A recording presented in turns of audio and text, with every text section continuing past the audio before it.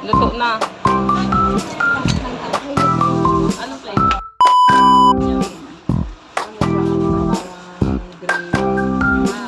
Blackberry. Parang may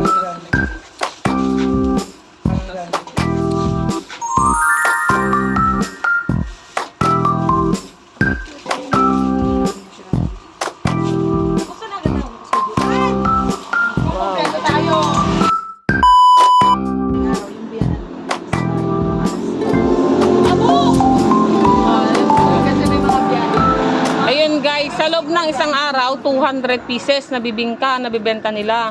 Depende pa sa dumadaan. No, napakasipag. Kaya yung iba ay yan, luto na.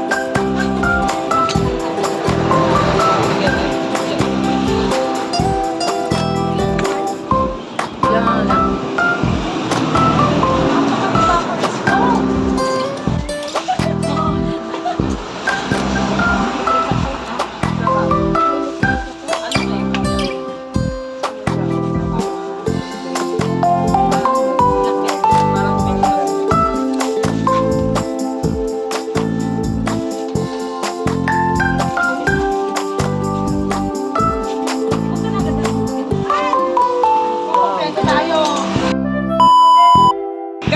Magandang hapon sa inyong lahat. Andito ang inyo, may kamisisang mangyan, dumayo sa Nauhan.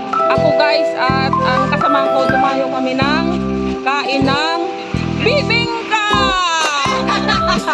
Dito kami guys, kay Nicole, kay Nicole Bibingka, special. Dito kami ngayon guys, itong kasama ko. Yan.